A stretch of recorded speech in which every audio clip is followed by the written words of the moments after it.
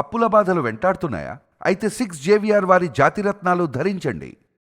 Hi hello నమస్తే, welcome to మనం TV. ఇప్పుడు మనతో ఉన్నారు ప్రముఖ పొలిటికల్ అనలిస్ట్ రవీంద్ర బాబు గారు. ఒకసారి వారితో మాట్లాడే ప్రయత్నం చేద్దాం. నమస్తే సార్. నమస్తే రమ్య. వైసీపీ మాజీ మంత్రి అనిల్ కుమార్ యాదవ్ ఈయన ఏంటంటే క్వాజ్ తవ్వకాలు చేసి కొన్ని పైసలు ఆయన జేబులో వేసుకొని మరికొన్ని పైసలు ముడుపుల రూపంలో ఆ పార్టీ పెద్ద ఆయన జగన్మోహన్ రెడ్డి గారికి పంపించారు అనే వార్తలు ఉన్నాయి. ఇదే కేసులో ఈయన ఇప్పుడు అరెస్ట్ అవుతారు అని కూడా వినిపిస్తున్నాయి. ఒకవేళ అదే నిజమైతే జగన్మోహన్ రెడ్డి గారికి అసలు ఎంత పంపించినట్టు, ఈయన ఎంత ఉంచుకున్నట్టు, అసలు ఈ క్వాడ్స్ ఏంటి సార్? క్వాడ్స్ అని అంటున్నారు, నాకు అర్థం కావట్లేదు కూడా. ఇప్పుడు ఆంధ్రప్రదేశ్లో గతంలో పరిపాలించిన వైఎస్ఆర్ కాంగ్రెస్ పార్టీలో మంత్రులుగా ఉన్నవాళ్ళు, ఎమ్మెల్యేలుగా ఉన్నవాళ్ళు, రాజకీయంగా పదవి ఉన్న వాళ్ళంతా ఎవరికి వీలైనంత, ఎవరికి సాధ్యమైనంత, ఎవరికి ఓపిక ఉన్నంత వాడు పడితో దోచేశాడు. ఇప్పుడు ఎన్డీఏ ప్రభుత్వం అధికారంలోకి వచ్చిన తర్వాత ఆ అక్రమాలన్నిటి మీద సక్రమంగా అరెస్ట్ చేసి జైలు బాట పట్టిస్తున్నారు. ఈ నేపథ్యం జరుగుతున్న సందర్భంలో కొత్తగా క్వాడ్జ్ అక్రమ తవ్వకాల కేసు ఒకటి వెలుగులోకి వచ్చింది. ఇందులో ఆల్రెడీ మీరు ప్రస్తావించిన పర్టికులర్ కేసులో కాకాణి గోవర్ధన్ రెడ్డి అని ఒక మాజీ మంత్రివర్యులు, ఆయన నెల్లూరు జిల్లాలో రుస్తుం మైన్స్ అని ఒక మైన్స్ సర్వేపల్లి కాన్స్టిట్యున్సీలో, అంటే సోమిరెడ్డి చంద్రమోహన్ రెడ్డి తెలుగుదేశం సీనియర్ నాయకులు ఉన్నారు. ఆయన గడిచిన 10 సంవత్సరాల నుంచి ఈ సబ్జెక్టు రైజ్ చేస్తూ ఉన్నాడు. అక్రమంగా ఈ ఏరియాలో క్వాడ్జ్ తవ్వకాలు జరుగుతున్నాయని ఆయన చాలా విధాలుగా చాలా సంవత్సరాల నుంచి కేసులు పెట్టాడు. అందులో పెట్టింది ప్రధానంగా ఫోకస్ చేసింది కాకాణి గోవర్ధన్ రెడ్డి. ఆయన ఇప్పుడు అరెస్ట్ అయ్యి A4గా జైల్లో రిమాండ్ ఖైదీగా ఉన్నారు. సో ఇప్పుడు కొత్తగా ఆ కేసు మరి విచారణ తవ్వుతున్న నేపథ్యంలో బి శ్రీకాంత్ రెడ్డి అని ఒక అతను ఇందులో అక్యూజ్డ్గా A12గా తీసుకున్నారు.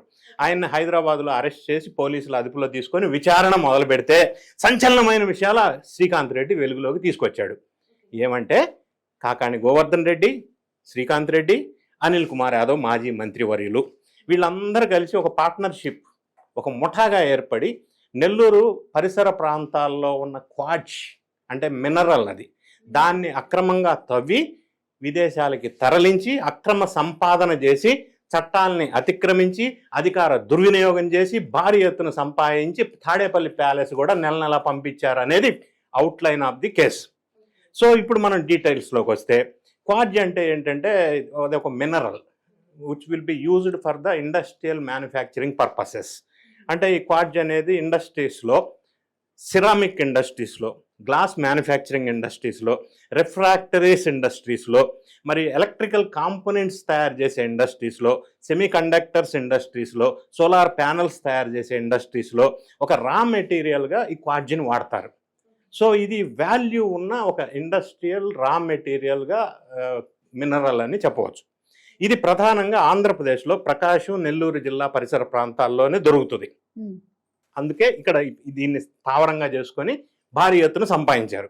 ఈ క్వాడ్జికి మనకి ఇండియాలో చూసుకున్నట్టయితే సిరామిక్, రిఫ్రాక్టరీ, గ్లాస్ ఇండస్ట్రీస్ గుజరాత్లో ఎక్కువ ఉంటాయి, అక్కడ ఎక్కువ కన్జంప్షన్ ఉంటుంది. విదేశాలకు చూసినట్టయితే China is the highest consumption ఈ క్వాడ్జ్, ఎందుకంటే అక్కడ semi conductors industries, electrical industries ఎక్కువ ఉంటాయి. సో వీళ్ళు ఏం చేశారంటే అక్రమంగా తవ్వి దాన్ని చెన్నై తీసుకెళ్ళి చెన్నై నుంచి చైనా పంపించారు. అక్రమంగా తవ్వటం అంటే వితౌట్ లైసెన్స్, వితౌట్ పర్మిషన్. ఇక్కడ నంబర్ 2, ఇది తవ్వకాలు చేయటానికి బ్లాస్టింగ్ మెటీరియల్ కావాలి, ఎక్స్ప్లోజివ్స్ పర్మిషన్ లేకుండా వాడకూడదు, పెసో లైసెన్స్ లేకుండా. వీళ్ళు అక్రమంగా కొనటం బ్లాస్టింగ్ మెటీరియల్, జెలటిన్ స్టిక్స్, అక్రమంగా నిల్వ ఉంచటం, అక్రమంగా వాడటం, ఇదో పెద్ద కేసు. గవర్నమెంట్ స్థలాల్లో తవ్వటమే కాకుండా ఇది ఇంకొక యాంగిల్ కూడా ఉంది. ఆ చుట్టుపక్కల ఉన్న పేద దళితుల, SC, ST, BCలకు సంబంధించిన భూమిని అంటే భయపెట్టి వాళ్ళని దొబ్బేసి అది ఆక్రమించి అందులో కూడా తవ్వకాలు చేశారు. అందుకే కాకాణి గోవర్ధన్ మీద అక్రమ క్వాడ్జ్ తవ్వకంతో పాటుగా అక్రమంగా బ్లాస్టింగ్ మెటీరియల్ నిల్వ ఉంచిన కేసుతో పాటుగా SC, ST అట్రాసిటీ కేసు కూడా ఫైల్ అయింది. ఇక coming to the point, Srikanth Reddy వెల్లడించిన వివరాలు ఏంటంటే వీళ్ళందరూ ఇందులో అక్రమంగా తవ్వుకొని సంపాదించడం ఒక పార్ట్. పార్ట్ 2 ఏం చేశారంటే ఆ పరిసర ప్రాంతాల్లో ఎవడన్నా మైనింగ్ చేసుకుంటూ ఉంటే అది లైసెన్స్ కావచ్చు, వితౌట్ లైసెన్స్ కావచ్చు, అక్రమం కావచ్చు, సక్రమం కావచ్చు, నువ్వు ఎట్లన్నా సరే నువ్వు మైన్ చేస్తుంటే క్వాడ్జ్ టన్నుకి 7,000 నుంచి 10,000 రూపాయల దాకా వీళ్ళు వసూలు చేశారు ప్రతి ఒక్కరి నుంచి. ఓకే. ఒకటి వీళ్ళు అక్రమ తవ్వకాలు తీసి బిజినెస్ చేయటం, రెండోది వేరే వాళ్ళు తవ్వుకొని బిజినెస్ చేసుకున్న వాళ్ళ దగ్గర నుంచి టన్నుకి 7,000 నుంచి 10,000 వసూలు చేశారు. వసూలు చేసిన సొమ్ము అంతా పెట్టేసి గూడూరులో 100 ఎకరాల్లో ఒక రియల్ ఎస్టేట్ వెంచర్, నాయుడుపేటలో 50 ఎకరాల్లో రియల్ ఎస్టేట్ వెంచర్, హైదరాబాద్లో తుర్కయాంజిల్లో ఒక real estate venture, residential plotting venture, ఇట్లా హైదరాబాద్లో ఇంకో ప్లేస్లో ఒక పెద్ద రెసిడెన్షియల్ వెంచర్స్, ఇట్లా రెసిడెన్షియల్ రియల్ ఎస్టేట్ బిజినెస్లో వీళ్ళందరూ కలిసి బిజినెస్ చేశారు. పెద్ద ఎత్తున ఈ డబ్బును ఉపయోగించారు. ఇక అనిల్ కుమార్ యాదవ్కి వచ్చినట్టయితే ఆయన మాజీ మంత్రివర్యులు, మంత్రి కాకముందు ఆయన ప్రొఫెషన్ డెంటల్ డాక్టర్. అక్కడి నుంచి రాజకీయ కండువా కప్పుకున్నాడు. ఆ రాజకీయ కండువా, రాజకీయ పదవి పోయిన తర్వాత ఈ అక్రమ కండువా కప్పుకున్నాడు. అక్రమాలకి తెరలేపాడు, పదవి అడ్డు పెట్టుకొని అధికార దుర్వినియోగం చేసి.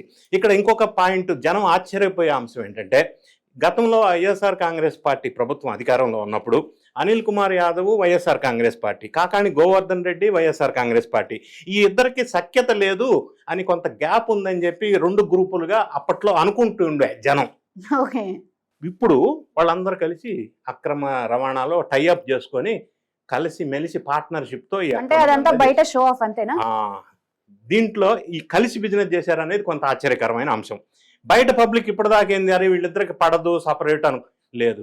అంటే రాజకీయాల్లో మనం తెలుసుకోవాల్సిన అంశం ఏంటంటే, పైకి ఉన్నదంతా నిజం కాకపోవచ్చు, అక్రమ సంపాదన వచ్చేసరికి మళ్ళీ కలిసిమెలిసి చేస్తున్నారు అన్నది వెలుగులోకి వచ్చింది. ఇంకొక అంశం ఏంటంటే, మాజీ మంత్రి అనిల్ కుమార్ పేరు చెప్పగానే మనకు గుర్తొచ్చేది ఏంటంటే, నోటికి అదుపు లేకుండా ఏదంటే అది పెచ్చగా మాట్లాడతాడు ఆయన. ఎవరిని పడితే వాడిని దూషిస్తాడు. అంత దుడుకు స్వభావం ఉన్న వ్యక్తిగా బ్రాండ్ ఉంది. ఇప్పుడు కొత్త బ్రాండ్ ఇంకోటి స్టార్ట్ అయింది, ఈ అక్రమ ఆర్జనలో కీ పాత్ర పోషించాడు అని.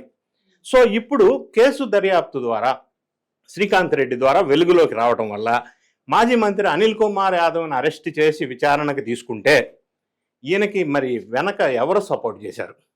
ఈయన నెల తాడేపల్లి ప్యాలెస్కి ఎంత అమౌంట్, నెలకు 20 కోట్లు అంటున్నారు, నెలకు 40 కోట్లు అంటున్నారు.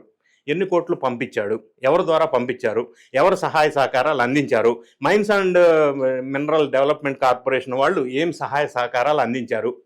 ఇది ఒక పార్ట్ అయితే, ఇంకొక పార్ట్, ఆశ్చర్యకరమైన పార్ట్ ఏంటంటే, కాకాణి గోవర్ధన్ రెడ్డిని అరెస్ట్ చేసినప్పుడు 250 కోట్ల కుంభకోణం అన్నారు. 250 కోట్లు ఏంటంటే, వీళ్ళు తవ్వకాలు తవ్విన దాని మీద గవర్నమెంట్కి రావాల్సిన పన్ను, ట్యాక్స్, ఓన్లీ ట్యాక్స్, ఆ పార్ట్ అది. అసలు నిజం ఏంటంటే, ఈ క్వాడ్జ్ అనేది costly mineral industrial purpose use చేస్తారు. దీని కాస్ట్ ఈరోజు మనకి చూసుకున్నట్టయితే, క్వాలిటీ క్వాడ్జ్ అయితే టన్నుకి 5 లక్షల నుంచి 6.5 lakhs పర్ టన్.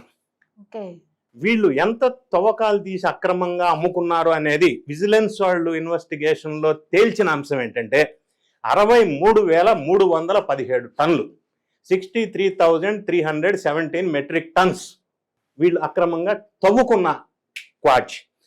దీని కాస్ట్ ఎంత, యావరేజ్ చూసుకుంటే 36,000 crores. చాలా పెద్ద స్కామ్ సార్. లిక్కర్ స్కామ్ తర్వాత దానికంటే పెద్ద స్కామ్ ఇది. 36,000 crores దీని వాల్యూ.